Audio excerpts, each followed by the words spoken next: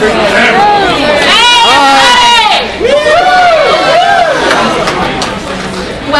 to the Psychology of Cosplay panel. Thank you so much for being here at 9 o'clock at night on a Friday.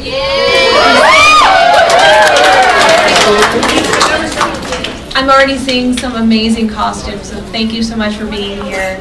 My name is Andrea Letamendi. I'm a clinical psychologist at UCLA. I have a PhD in clinical psychology. I'm also a cosplayer. And I'm very thrilled to be here with this amazing panel. I'm actually going to have them introduce themselves, starting with Jenna Busch. And now introducing Miss the amazing Jenna Busch. Maybe we should actually give you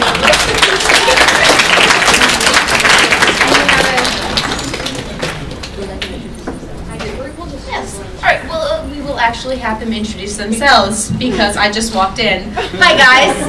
Hello. Hi. All right, guys. Let's start. I'm Robin Rosenberg. I'm a clinical psychologist. I write about superheroes and psychology, trying to teach nuggets of what we know from the lab and illustrate how superhero stories illustrate that. For those of you who are interested, my book, What's the Matter with Batman, is on sale at Artist Alley, H as in Herbert 3. It is awesome, by the way. Thank you. Yes, I have it. And then I'm signing on Sunday from 11 to 12 at table 4. Thank you. Hi, I'm Dr. Letamendi, again, clinical psychologist at UCLA. Thrilled to be here. I'm also a cosplayer, out of the closet, and I'm also a consultant for creators like Gail Simone. Hey everybody, I'm Jill Pantozzi. You probably know me as the Nerdy Bird online. And I'm the associate editor of themarysue.com. I have my own blog, Has Boobs Reads Comics, and I cosplay, of course. There's possibly other things I could say, but I'll leave it at that. Hi, I'm Holly Conrad. I'm the commander of Crab Cat, as I like to call myself. But I do a Try This at Home show on the Nerdist. And also, yeah, it's amazing. Nerdist is awesome. Also, we in Crab Cat also work with BioWare officially as their femme chef, and we make costumes for them and we cosplay with them. And I think I'm missing something, but I think that's about it. I'm sorry, I've been in costume for like 12 hours, so this is just a mess. You know, it's dedication. It's dedication. Hello, my name is Bill Doran, and I am an intergalactic arms dealer. That is my official job title because I am my own boss and I get to pick whatever I want. I recently started my own company called Punished Props, and I build replica props and costumes for a living on commission. I've been cosplaying for like 3 years now with my friends, and it's the coolest thing that's ever happened to me. All right, well, guys, talk a little bit about, I mean, I guess I would assume most of the people here are familiar with cosplay, but there have to be people who sort of start with Halloween. So talk about how it sort of developed for you guys from Halloween into real cosplay. I think, yeah, thank you. I think that's a really important distinction because a lot of us sort of separate those who just dress up on the 31st and then cosplayers are like everybody else. So in understanding what is cosplay, if you wouldn't mind, Jenna, just click in the next little arrow there. Or we could. Is there a, I should know how to do this, and yet I don't? You can actually take that down here. It's best for everyone if I don't do that. So it's great that you asked that question, Jenna. So what is cosplay? I wonder. Maybe from applause, can the audience just let me know when I show you an image by applause, is this cosplay?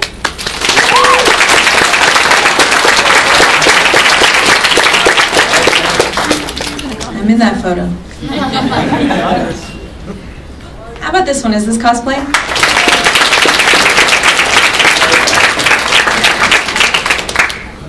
What about this group? This is at a Renaissance fair. How about these guys? Civil War reenactors. Well, it's interesting that you say all of this because what sort of makes cosplay? I mean, look, I've dressed up for a Ren Fair. I cosplay, so like I'm not going to pretend that I don't, but I love doing it.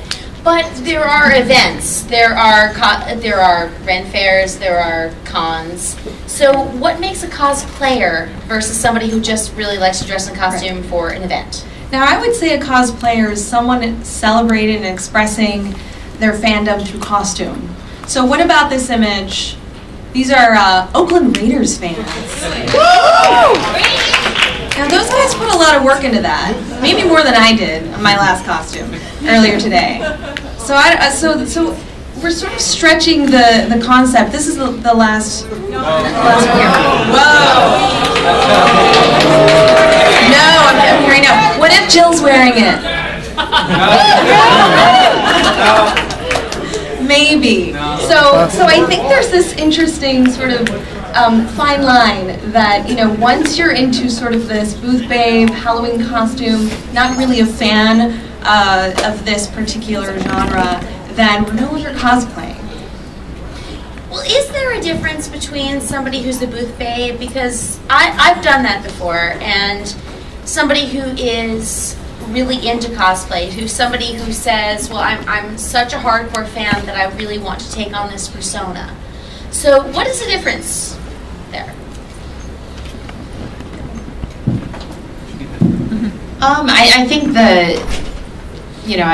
I kind of use the booth babe thing loosely because I try not to, prejudge on why those people are there if they're actually into X, Y, or Z, kind of thing. I did it for fun. And then, you have that too. Yeah.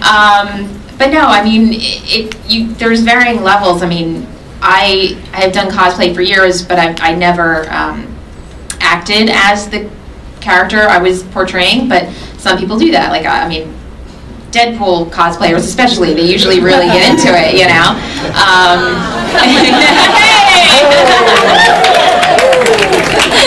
Exactly. Well, I mean, since I cosplay officially for a company, I mean, there's kind of a fine line there. But I was hired as a fan and started out as a fan and made characters and costumes, spent tons of money, and they realized that that was something that myself and my friends was really valuable. So a big company like BioWare and EA recognized the fans' really enjoyment, and then they hired us. So I think that's saying a lot for a company. It's like I mean, maybe you could call them a booth babe, but that's a derogatory term in a lot of the sense of the con culture. So it's just an interesting fine line. I really have no answer, but I know that if you're actually a fan of the material, you're going to be getting 100% more out of what you're doing. Well, that's actually why I wanted to ask, because I've done this just for fun, and I was hired as a booth babe, but I mean, I'm not really a booth babe, but still, it was exciting for me to be part of the cosplay universe and be a character. So I'm sort of curious a bit. I know that Robin did a survey about 200 participants, and there were findings about it and how people got involved in it. Yeah, Sure. Is that okay? Thanks. All right. Let me just come over here. Serious science about to happen. Science. So, all right. Okay. Science. Yes. Nerddom. So I was fortunate to meet Andrea as a psychologist, and we got to talking, and I found out that she cosplayed, and I thought, so cool, because I'm interested in what I call the real-life alter ego experiences that we assume, and cosplaying is a form of assuming an alter ego, especially when you really inhabit the role or embody the character that you're doing. So, put together a survey. We got 197 respondents. 2/3 were female, which probably approximates the cosplayers here. Show of hands. Who, even if you're not in costume now, who has ever cosplayed? Whoa. Okay, hands down. Who has never cosplayed? Okay. All right. Oh, the cosplayers, how many are women? Okay, hands down. How many are men? Wow. Okay. All right. Interesting. Okay. So just to give you a quick overview, most of our respondents were white. The next big wedge was Asian and mixed. And we had one person who was Native American who responded to the survey. Let me tell you about some of the demographics, and you might want to think about yourself for those who are cosplayers. The average number of years they've been cosplaying was 7 years, but it ranged from a half a year to 35 years. Yep. The average age they began cosplaying was at 21, but some of them started at 3, and some started in midlife. They have publicly cosplayed on average a total of 26 times, but it ranged from 1 to 250. So if you were 3 when you started cosplaying, and how many times per year did they cosplay? Most people, it was 3 to 5 times per year. Show of hands among cosplayers. How many 3 to 5 times a year? Hands down. How many times do you cosplay on average per year? 3 to 5 times? Yeah. Hands down. 1 to 2? Oh. More, 6 or more? Okay. Cost. So this was for those of you who switched our costume. The average spent between $100 and $200. Some, but 14% spent $400 or more on a costume, and then 10% spent between 0 and 50. Do you think that actually has anything? Do you think that has anything to do with economic? So, I mean, like, I love cosplaying, but it's very expensive. Do you see that as far as economic? Yeah, tell me. You're pointing. It depends on whether or not you're buying your costume or making it, because making it is far cheaper. Although if you mess up, it can quickly become far more expensive. Right. I'd actually like to see that. For the people who cosplay, who makes their own costume? Yeah. And who buys it? No, be honest. Really? Seriously? I make props. Okay. All right, a few more hands. All right. So 82% make their own costumes, so that sort of approximates here.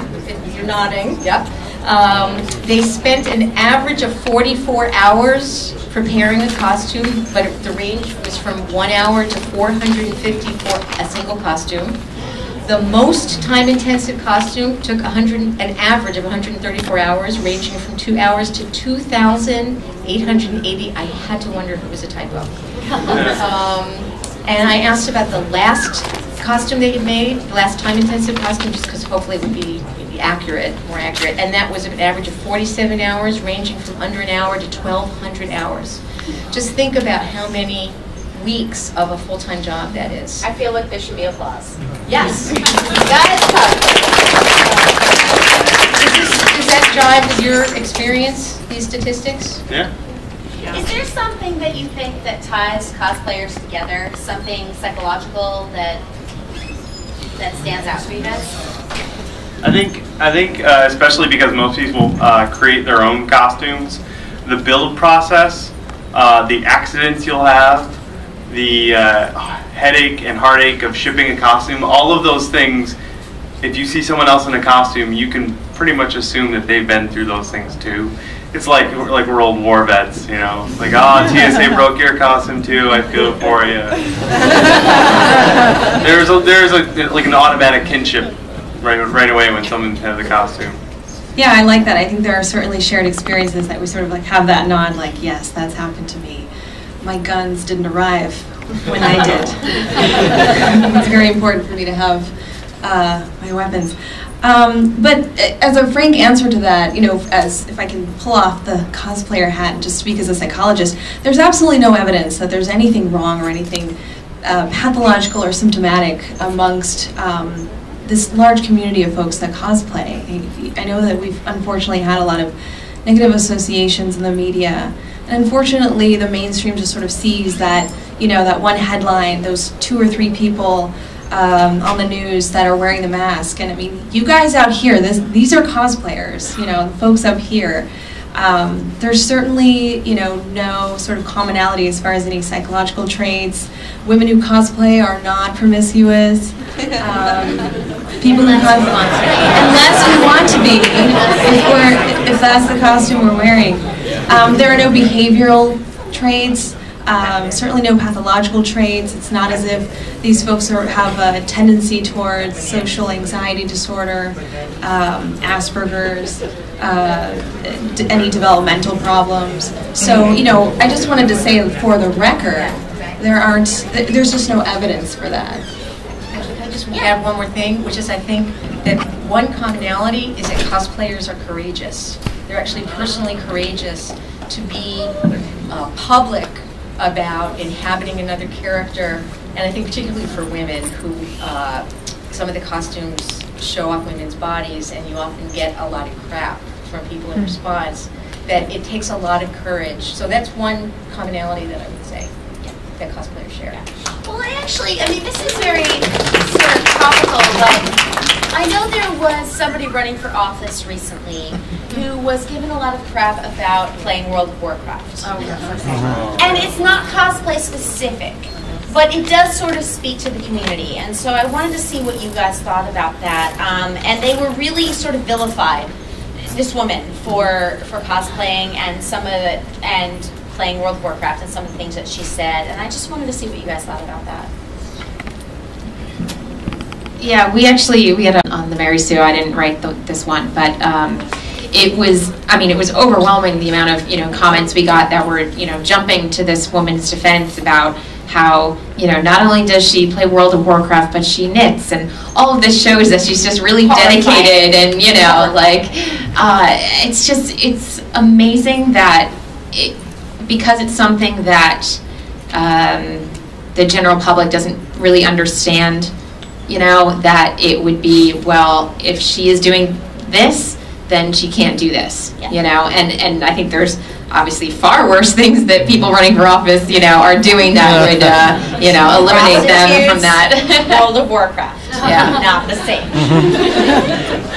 Yeah, I just think it's awful. I mean, I saw that and I couldn't believe it. I mean, I cosplayed as a World of Warcraft character. Does that make me just like ineligible to be a person? Of course. It's just ridiculous. It's like, but again, to me, the mainstream is like, this is my mainstream. So I just pretend that they're not even there. I mean, let's just face it. Oh yeah, of course. Let me just finish whipping through some of the results. So here's, getting more psychological here, one of our survey questions was why people chose the costume that they did. So I'm going to run through what the choices are. Think of this in your head, okay, and then we'll do a show of hands and I'll tell you what the data show. So one reason is how you look in the costume. That's how you pick, how you look. Some psychological characteristic of the character. Some aspect of the character's history that you relate to or identify with. Some physical characteristic, because it's just material you have on hand, the pragmatic answer. What other members of your group are wearing if you cosplay with others, so you kind of had, your choice was really narrowed. The amount of time that you had available, and the cost of creating it, what money you had available. So okay, everybody okay there? Right, everyone have their main reason of how they choose. So let me just real quick, show of hands, how you look in a costume is your top reason, okay? Because of some psychological characteristic. Yes. So I'm a psychologist. Some aspect of the character's history. Yes. Some physical characteristic. Okay. Material on hand. What others in your group are wearing. Amount of time available. And cost. That's the number one reason. The number one reason. Okay. So what we found, in fact, is that how you look in the costume was the number one reason for the biggest slice of our respondents. And then it was some psychological characteristic, and then some aspect of the character's history. So those were really the top three reasons. The cost and the amount of time were not very large. Just so you can compare yourself to our respondents. I figured Batman was going to be, you know, the far and away top character based on the comic conventions that I've been to. There were very little overlap. Out of 197 respondents, the top-ranking common character that people enjoyed cosplaying was Captain Shepard, and that was only 5 people. Number 4 people said Poison Ivy. Yes.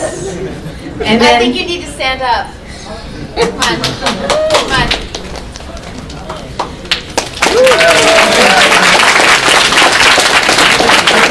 Okay, great costume. Did you make that? In part. Okay, that's fair. And then 3 each for Harley Quinn, for Leia, a version of Leia, any version, Len Kagemeyer, and Wonder Woman. I was shocked. I was shocked. Have you dressed as any of those characters? For obvious reasons, I've done Poison Ivy, and that goes back to the previous answer you had or question you had, because I didn't have to wear a wig, so it worked very well.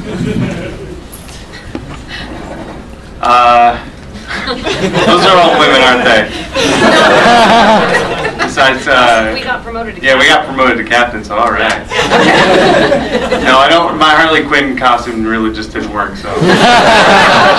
Hey, they're a gender group, so that's no excuse. I saw a very lovely gentleman play as Wonder Woman today, so.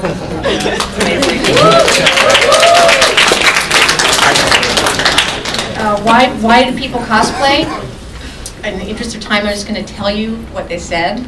The majority reason was it was fun, and then second was they liked the character. We're going left to right here, and it was a vehicle for creative expression, which is what we talked about, to exhibit their creation, sort of like being a living museum. Identification with the character, that it was fun to just pretend to be someone else for a while. The acceptance and friendship of the community. A sense of escapism, and then finally the sense of having celebrity status for a brief window in time. But that was the lowest ranked. Just really quickly, there's a literature on the psychological effects of wearing a mask. How many people here, including you, have worn a costume that has a mask? Okay, and among you, how many where the mask has pretty much covered your face so you're not identifiable as you? Okay, so I was particularly interested in this. Among our respondents, 60% had previously worn a mask, and of those, only 77% had had their face covered. And when asked if they felt more or less like themselves when masked, most people felt that they, basically it's a little confusing in the graph and you can't see it so well, but they didn't, they kind of felt like themselves, or a little bit more like themselves, right? They didn't feel not like themselves. That was interesting because in the literature, typically when you ask non-cosplayers and they're masked, they report feeling less like themselves. So there's something very interesting going on with cosplayers in particular that I'd love to investigate more. Similarly, when you ask if they feel more or less self-aware, sort of aware of themselves, basically it was the middle thing is, the highest bar is in the middle, which means it had no effect, not more, not less. And again, that's interesting because in the literature, people feel less aware, who are not cosplayers, feel less aware. So there's some, again, this is a beginning of, a sort of line of research about figuring out what happens with cosplayers that's different. And then social cosplay, this is the gender bending group. So you've got, Superwoman as Superman, and you've got the, semi-naked guys, but those are the booth baby guys. Asked if they cosplay with other people. Only 3% had never done it, and 44% do it 2 to 5 times a year with other people. And do they coordinate their costume with others? That was that gender bending group. And in fact, most people did, and the majority did it 2 to 5 times per year. So when they cosplay, they coordinate with others. Well, I'm curious about that because that's something that I noticed more this year than I have, and I go to a lot of cons. This particular con, I've noticed that more than other cons, that there were more gender bending costumes that I've seen today. And yes, you can applaud this. This is probably the most I've seen in general. So is there anything that you guys want to say about that in terms of the changes in society or culture?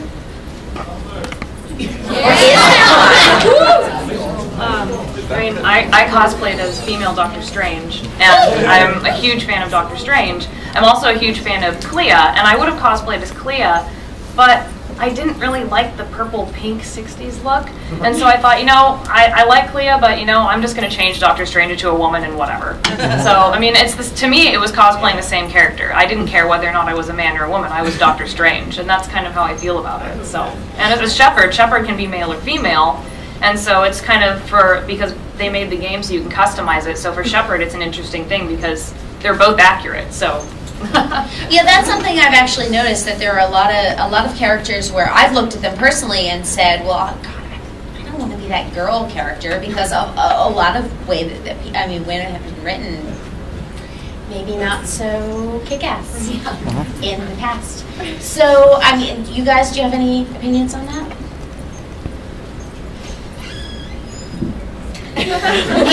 Do you want to drag the microphone over? I think I'm going back to more broadly what I was thinking of earlier when we were talking about wearing a mask, and sort of gender bending is another way to sort of become sort of someone else. And I just was thinking that it's very interesting to me that the more gear and props and armor and stuff and masks that I have on, like the more restrictive stuff I have on, the more freeing it actually is. And so it's sort of a weird dynamic that all of this stuff covering me actually makes me feel more expressive and more like myself, even though I'm like someone completely different, even another gender. I totally agree with that completely. Yeah. As the more armor I have on, the more comfortable I feel. I can't like wear costumes that aren't like armor or like fully cut. It just makes me feel weird. I don't know what it is. Well, talking about that in your Mass Effect character, like what you were sort of brought to the forefront by the Morgan Spurlock documentary. So what was it about this particular character that grabbed you? Well, I loved the games, obviously, but Shepherd obviously was a female that you could customize to look however you wanted, with a team of people that she was the leader. I mean, she was the inspiration for these people, and if you actually play the game, I mean, she's an inspiration to you as you play the game. What she stood for and what she did and the choices she could make in the game were really inspiring, and to me, I just thought, you know, I wanted to work in the effects industry, so I thought, you know, this is an homage to something I really love and appreciate, so I'm going to do it as best as I can. And that's kind of where our whole team came from when we were, and I also got everyone else to play the game before they got to dress up. I was like, you have to play the game. You can't dress up and not play the game. I can't from here, but virtual high five. All right, Bill, so you turned this into an actual business. Yeah. So talk a little bit about that and the inspiration for that and how you got into it and how it sort of brought things to you. Let's see, a year ago I met my friend Harrison. Everyone's probably seen his stuff from Vulpin Props. I met him at Dragon Con, and I was really into costume making, especially making props.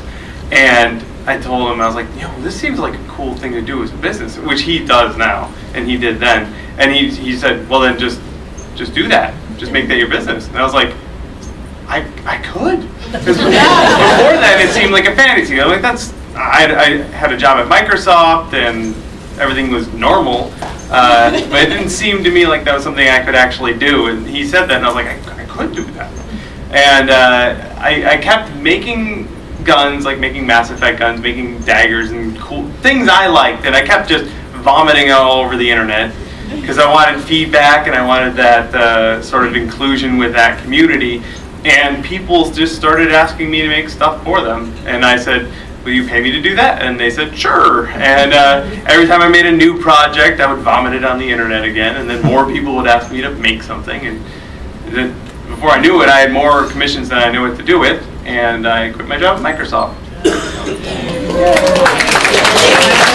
And I bought an iPhone. Well, Jill, I know you do a ton of group cosplay, and that's a really interesting phenomenon because it's not when you go out by yourself and you dress up, it's brave, but when you go out with a group, it's a real incredible experience. So, what is it about the group cosplay that compels you? Yeah, I mean, I have no real preference either way, but the I've seen all your cosplay. It's awesome. But going out with a group is both very fun because you can do a lot more with a group and you can take great group shots. But like that was That was the dark side and the female Furies. And, but it also presents a very difficult logistical challenge when you're in a group, especially like that big. We went to the DC booth, you know, to stand in one place and let people know that's where we were, so if they wanted to come and get a picture of us, they could do that. And it was, you know, it was a crowded show floor, and there was lots of people around, and to get into a formation where people could shoot everyone at the same time was really difficult. And then it's also difficult, you need helpers, like I have a helper, you know, to carry other bags and to, you know, make sure nothing else is going wrong. We call them minions. Yeah. But no, it's just, it's a lot more fun, and it's really cool getting to see the whole evolution of a group, you know, come together from the concept, whether it was from one person or you know, a few people, and to see everyone's progress on everything, and then to see it finally come to fruition is just amazing. Andrea is doing another one with me on Sunday, actually. Well, Andrea, I actually wanted to ask you about that because I know what you do for a living, and I mean, is there sort of a disconnect between that, or is this something? Because I mean, I know there are a ton of people out there who look at cosplay in a negative way, and it's awesome. So, I mean, how do you balance that? It's very challenging. I'm hoping that while I'm here, I can meet other folks that also kind of live in two worlds, and that my day-to-day life is not that, unfortunately. Really? No, sadly. You know, my career just doesn't involve the kind of stuff that happens here, and so I have a very divided, divergent life. You should tell me what you do. I'm a clinical psychologist. I'm a scientist at UCLA. I've got pictures of people like characters like Indiana Jones and Darth Vader, and I actually have people ask me, who is that? And so, yeah, it's very jarring. So my day-to-day life is actually quite different. And then I come here with you folks, and actually my role as a psychologist is sort of foreign and not really as relevant. And so for this 1 hour, this is like the 1 hour that my life sort of makes sense.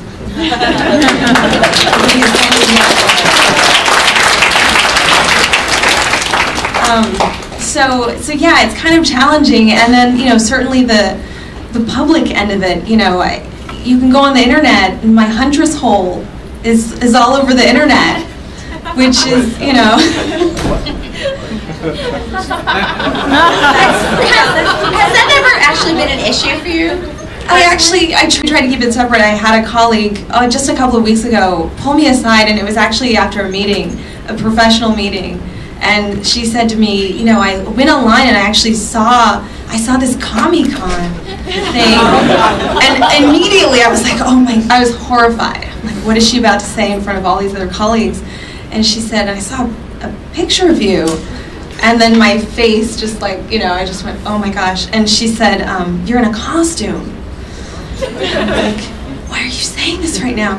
And later on, you know, I sort of was polite and said, oh yeah, that might be me, maybe not. And awkwardly like shuffled away. And then later I thought to myself, why was I so secretive? I was so guarded about it. Like, there was something, and maybe it's, Jenna, what you're talking about, sort of the media portrayal or sort of these associations about it, and I thought, what does this person think of me? And then I thought, well, what is it about me? Why am I so guarded about this secret that I don't want others to sort of find out. I want to be able to tell them. It's a secret that I get to tell them, or I don't get to tell them. That's sort of, you know, I have ownership over that. But I didn't, and so there was this sense of like, she just sort of unveiled me, you know, unmasked me without my permission. So it was sort of strange. I don't know, and I wanted to ask folks, like, do you feel like you have these two worlds that don't really work together, that your professional life is very different? Show of hands, maybe. Yes. Pause. There's more of us. So I think this gets into the issue of how I got interested in cosplay, which is that we, you know, real life alter egos. And really what you're describing is there's your Clark Kent persona and your Superman persona. And I think that the three of you basically did what Tony Stark did. and you outed yourselves.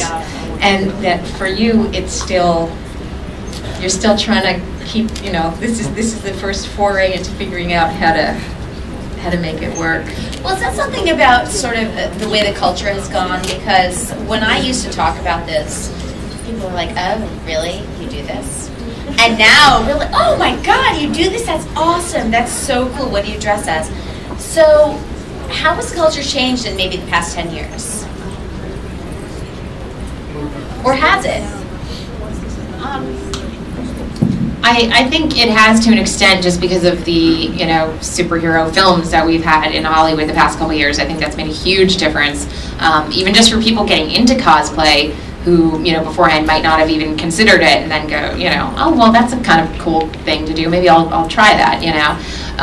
But I think there's still a ton of people out there who would think we're absolute freaks, for doing this. They're crazy. Well, obviously, yes. We're the sane ones. But no, I mean, my podcast co-host Alan Kistler says all the time he runs into people who still don't know that Superman is an alien. So, I mean, that's what you have to consider. We're in this world, we take it for granted,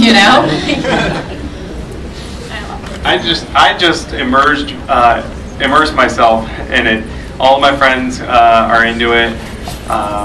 Even when I worked at Microsoft, I didn't care about who knew. I showed up to work dressed up as a pirate more than once. I was just the guy that dressed up as a pirate. Although I did kind of have that I am Iron Man sort of thing, and it's very liberating if you can do that. I'm aware that it's pretty rare for me, but it is entirely my world. If you take a scroll down my Facebook page, it's every other post is someone building a prop and someone building a costume, and it's very satisfying for me. If you do ever get to that point, it's really cool. So have you guys found, I don't know how much you guys have talked to other cosplayers, but in terms of gender bending, I mean, have you gotten more flack about that? Because I kind of think that's cool. You see Lady Vader, you see, I love that. So, but do you hear sort of a backlash about that? I think there is to an extent, but I think that the gender bending thing, a cosplay is fashion. I mean, it just is, and I think it's almost like a fashion trend that's just, people always did it, but in the last, year or two, it's gotten really, really big, and it's just like any other, fashion statement now. Everyone wants to do it, but then it almost goes too far, and people are like, oh, you're just, you're another one of those, Well, do you think video games have had anything to do with that? Because, I think with video games we've sort of progressed to the point where a large number of them have let you customize whether you're a male or female. And so do you think that's affected cosplay? I don't think it's a large enough number yet. Yeah, agreed. So I think it's an awesome thing to be able to customize your character, because when I play a video game, I want to feel like I'm the character. And it's just another fun aspect. Like, oh, well, I can be a girl that looks like me and has an awesome voice. Fantastic. But I haven't seen that much flack. I think one time someone came up to me and was like, Shepard's a dude, and I was like, yeah, whatever. Sure, your Shepard's a dude, and come on. People say that to me, the same thing on the opposite. Shepard's a female, man. What? You can't win. So I want to ask about Rule 63. Who would like to explain this? That's the gender bending rule, correct? Yeah. Yes. Well, it's if there's a male character, there's a female version of it somewhere. So Rule 63 cosplay would be cosplaying as a female as a male character, or female as a male character as a female character, which I'd like to see more of. Males dressing as female characters. I've seen quite a few actually today. It was more than I've seen at any other con. This is New York. Yeah.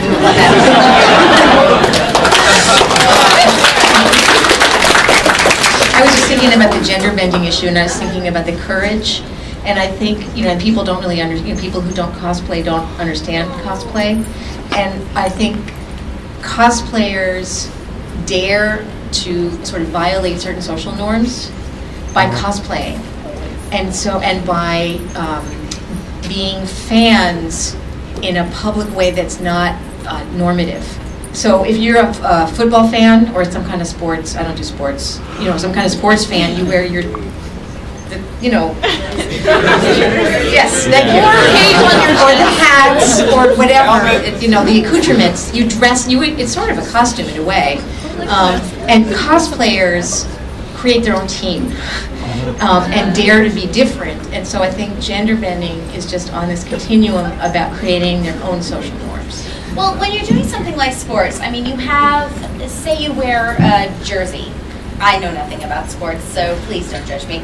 But if you do, you have a group of people who will immediately recognize you and say, oh yeah, we're the same thing, or I don't like you, or whatever. And so with cosplay, you have that largely at cons. So, I mean, is there anything that you would say grabs you about people who cosplay outside of cons, at Ren fairs, at smaller events? Kind of hard to pick out if they're not dressed up. We should get hats. New line for Punish Props. That would be the official cosplay hat. I am a cosplayer. Yeah. Special symbols, you know, it's like an inverted pink triangle or something. I would actually be curious to hear from you, because I've also interviewed some cosplayers in great depth, and often they're very psychologically insightful. I've been really struck by that. But one of the things that I was struck by is the sense of community and how unbelievably important that is. It is about creating your own team, yeah. And I just wonder if that was true for you. I only started, well, I went to Ren fairs and stuff with my friends, because we had an amazing Ren fair growing up. Yeah. But the last like 3 or so years, I started doing cosplay because my friends all wanted to do it. And we did like 6-person group cosplays, which was very satisfying. It was really, really cool. We did Team Fortress, we did StarCraft, we did X-Men, but people started like orbiting around us and other people and getting sucked in. And then I went to Dragon Con and everything changed. Dragon Con does change everything. And the community aspect that I ran into there, and this just recently was only my 2nd year there, but it was incredible. There was a lot of mutual respect going around. There was a lot of pouring over each other's costumes. And in the time between cons, we were on Facebook sharing what we do, getting to know each other. The community thing is huge. It's why I've done it. It's why I've gotten where I am. Well, here's a big, giant elephant in the room question. A lot of cosplay for females is rather scantily clad. Now, I've done it. I know most of us here have done it. Weigh in on this, because people freak out on both sides. I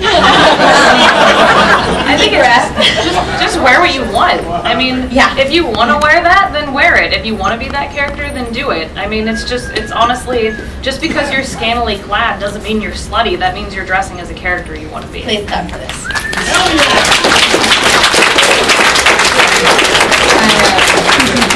A few weeks ago, I was in a parking garage in a leotard with a hole in it, pair of boots. I mean, I was wearing just a leotard in a parking garage. I mean, I thought to myself, if I weren't playing this character, if I weren't cosplaying this character, I would not be in public in a parking garage with all these cars driving by me and all these people walking by in just, you know, this leotard. And I think it goes back to what Robin's saying, that I'm only allowed to express myself in this way when I'm cosplaying or when I'm playing certain characters, these fictional characters or these characters that I'm a big fan of, within this context. Then the rules say I'm allowed to do it.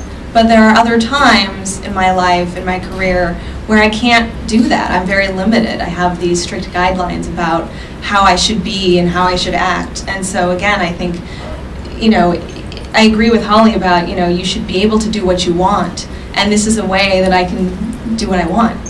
Well, what do you think that says about society in general? I know this is a really big question, but the ability to dress a certain way and express your sexuality in a certain way in a costume versus in your real life. And oh, I'm just going to open that. Well, I think that's not always necessarily the case because, you know, there'll be a woman dressed as Slave Leia and people will treat her horribly. Yeah. And they just assume because you're in that specific outfit that you want to be treated that way, you know. And, you know, it's a horrible thing to do to someone and to assume about someone. You know, and obviously, yeah, you know, she could have been a different Leia, but, you know, that's the one she liked, maybe from, you know, when she was a little girl, you know. Leia still kicks ass, whether Yeah. she's in Slave Leia or Senator Leia costume. Just saying. Thank you. But yeah, I mean, it's just one of those things like, yeah, you can adapt a costume to make yourself more comfortable no matter, you know, what that is. You know, we see it all the time. We see different forms of these main, you know, these main outfits. And I know I've heard a lot of people say, like, you know, I really wish there were more, you know, female superhero characters that I could feel comfortable cosplaying as their actual costume, you know, if only the artist would, you know, draw them a little more covered, you know. Because, I mean, most of the time, you know, the male characters are covered head to toe practically, you know. But that's, you know, that's the reality of the comic business, you know, as it is. And when they're covered, I mean, they're covered with spandex. Right. So there's that. Right. Giant arms, hard to hide. Just to add to that point, sometimes when I go to comic conventions, I walk the exhibit halls and interview people. And I interviewed a number of women who were dressed as Catwoman or Wonder Woman or other, or Poison Ivy. Not this Poison Ivy. And one of the things that the women talk about is that it's a way where they can express sexuality in a very safe way. And so I was really, I mean, they were very articulate about that. It was wanting to be a strong, empowered female character who was comfortable with her sexuality, and we have so few role models for that in our society. And, you know, so that's our main motto. And they were very eloquent, and I was really touched by the power that these characters held for them. And then related to that, you know, in my work as a clinical psychologist, with some of the work that I do is teaching people how to act differently, how to behave differently. And the idea is if you behave differently, you start to think differently and feel differently. And so cosplay is really an integral part of that, because for these women, by behaving as empowered, you know, powerful sexual beings, they do it enough and they start to feel that way. And that's really cool. That's a really cool part of cosplay that I don't think is talked about a lot.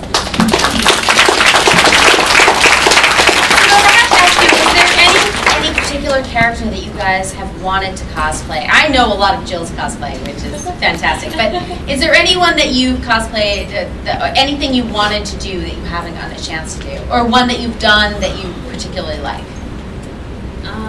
Daenerys with the heart, just saying. Stop stealing my answers, Jenna.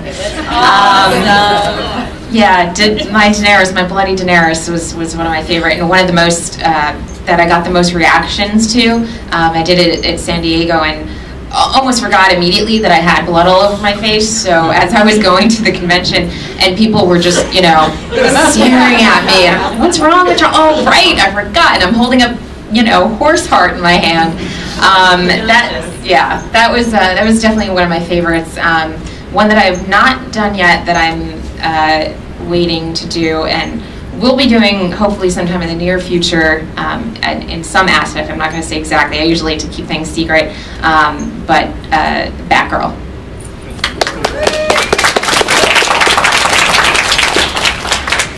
I have a long list of obscure video game characters that no one cares about, but I definitely would love to cosplay something from the Baldur's Gate series, because I love those games. Yeah! So, I already, in fact, my best friend Jessica and I made a 12-foot tall Lady of Pain once, and it was, yeah, so I've already done insane things, but I think I'm just getting more to the games that I loved as a kid, because I want to bring those out and have that one person be like, I loved your costume. A couple of years ago, I dropped a bunch of weight right before my wedding, And fitness became a really important part of my life, and my lovely wife up there, the phantom that's about to murder me. That's part of what kept me motivated for with the fitness thing was picking costumes that had a body type that I was trying to get close to. So I did a Wolverine costume, and I wanted to be Wolverine in a tank top. So I worked out really, really hard so that I could get close. Not quite, I mean, Wolverine. So whatever I do next, I want to make part of it, just because this is what's important to me, a physical fitness type challengey thing. I think I might go with Robin from Arkham City, because you gotta put on a little arm mask, so, yeah. I just think I'm also trying to start incorporating my wheelchair into my cosplay, which I kind of only can do at local shows. I'm local to New York, just because that's a really hard thing to travel or ship, with. But that's something I'm looking forward to doing too. Wonderful. I actually remember several years ago, I was actually talking to Jill, and I was thinking of what costume to wear next, and I always constrained myself, and I was in my mind I was thinking, what are all the sort of ethnic ambiguous ladies in comics?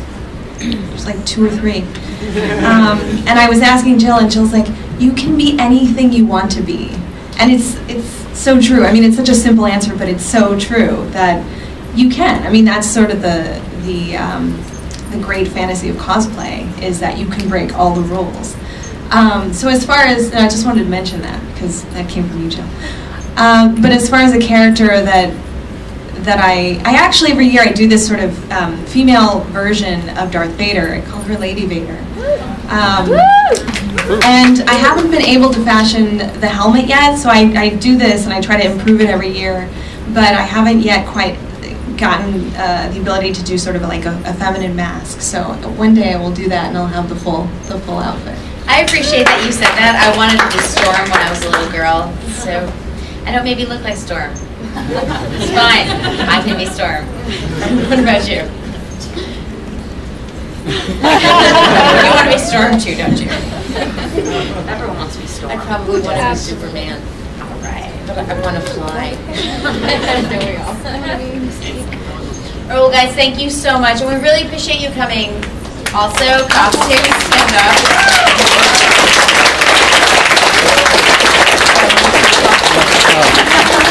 Questions before we end? We've got maybe about, I don't know, we can possibly minutes? stretch it to maybe 10 minutes Or for they questions. kick us out. Does anyone have any? Girl in the green, in the front. It's kind of psychology related. You know how? Come up. Okay.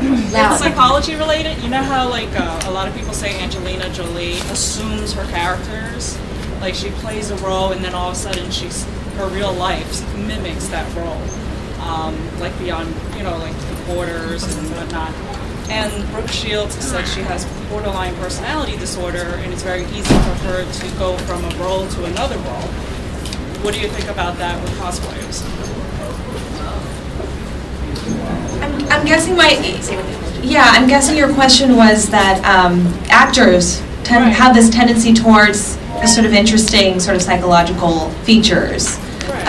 I mean, they get paid to cosplay, right. Basically. Right. And are there any commonalities amongst cosplayers and actors in psychology? So that's a really good question, actually. So they're on this continuum of alter ego experience.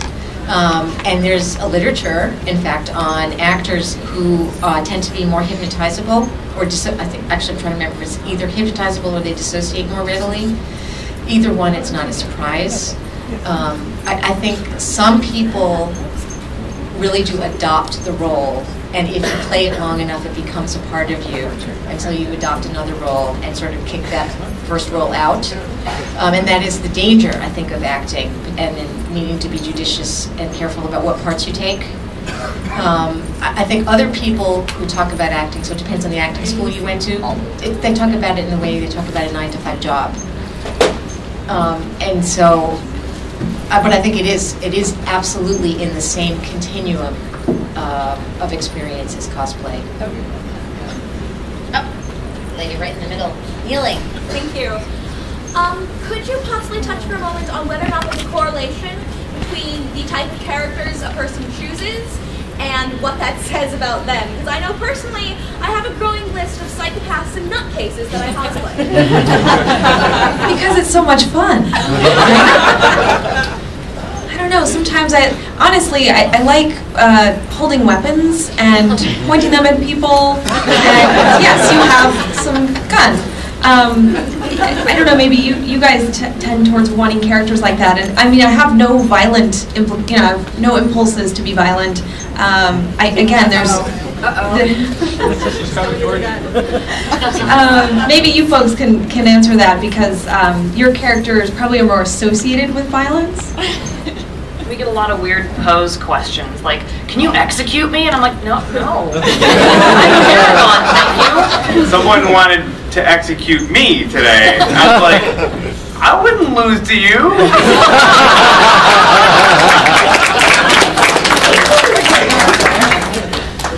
I don't assume the role of whatever I'm playing, though. Even when I went to pirate festivals all the time, I didn't talk like a goofy pirate. I just like the look. I like the visual aspect of it, so I don't assume the role. I think, though, that also has to do with poses. I call it like assuming a role of a persona, not assuming a role of an act, because you're not necessarily speaking and acting, but you are assuming more or less the presence of the character. And if you don't give off that presence and you're standing like, whatever, I'm Commander Shepard, no one cares. Like, you need to exude that character, and I think that's part of the whole role reversal and putting on an act. So. Well, speaking as someone who has a number of swords at their house and maybe a couple spears, I mean, I think there's something about, yes, I think there's something about holding a weapon and pointing it at someone where you would never do anything in person, but it's just, you feel very powerful standing there because it's something visually that you've seen in TV and film for so many years, and that's the position of power. And it's not that you would ever consider doing something like that, but you feel powerful standing in that pose, like you said. So why then do I have so many people asking me to execute them? Some people like to play the role of victim. Oh. This is getting deep. Yeah. All right, one last question. I see a princess. Is it now me? Yes, you. Yay. Okay, so this is a question about this is a question not only about cosplay in general, but sort of the culture as a whole. Nerdy people in general get the stereotype as being dirty and gross and perverted. So I'm wondering how, when you're explaining what you're like into to people in your family and your friends, how you sort of explain how that's not the case. As the most dirty, perverted person here, I answer that question. I struggle with that a lot, honestly. Sometimes I just don't bother. Like when people are wondering, like I'm currently at a science conference. I don't talk a lot about, or I'm giving a talk, so I'm disappointed to say that I don't have an answer to that. I don't have this sort of spiel or description that I can tell people when I know they may not understand what this fandom and passion is about. And frankly, if they don't understand and they don't share that passion, it's not as important to me. But I agree with you that there's this sort of initial sort of vulnerability there. Yeah, I'm lucky enough to have most of the people in my life already know what I do for a living and my hobbies and that sort of thing. For those that don't, I feel like the easiest way to obviously explain cosplay is just say it's Halloween, I mean, it just, as simple as that. But as far as the stereotypes of nerds, I explain it's a passion, of any kind, and it's easy to compare it to sports fans who get just as intense about what they love as we get about comics, video games, that sort of thing. And I think that's the easiest way to explain it to someone who doesn't understand. I recently had to explain to my grandfather, my 86-year-old grandfather, why I was quitting my job at Microsoft and doing this other goofy thing. And he had no idea what it was that I was doing. All he knew was I was starting my own business. I started to explain it to him, like, I build costumes for people, and he said, well, why would anyone want a costume in June? And I said, well, people go to conventions, and then he said, really? So people pay you for that? And I was like, I'm pretty good. But I think sometimes there's good middle grounds, like explaining Ren fairs, because they've been around for a long time, and people kind of get that. And the Halloween thing works pretty well too. There's some middle grounds, but some people just aren't going to get it, especially if they were around in the Great Depression. They're not gonna Yeah, some people they just if they're not going to get it, they're not going to get it. But if you just explain it to them and they accept you, you're just gonna be like, that's good enough. You don't know who Darth Vader is. I don't even care anymore. But like, I think the worst thing about that question is, like, I always get asked in interviews, well, oh, do you have sex in your costumes? And I'm like, absolutely not. That would break them. I'm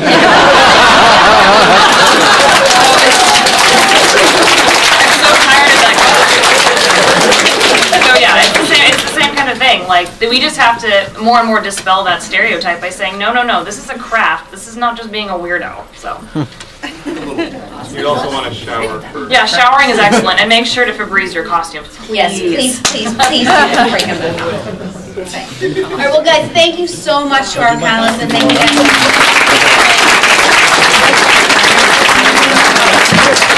Quickly, just one thing, if anybody who's headed over to the Mary Sue party, there's been a change in location. They lost a reservation at the bar. So the party is at Beer Authority on 300 West 40th Street. 300 West 40th Street. And if you want to take the survey, just email me. You can just find my website. Just look up Robin Rosenberg Superheroes, and you'll find my website. And I will send you the link. But answer it honestly, and don't take it twice.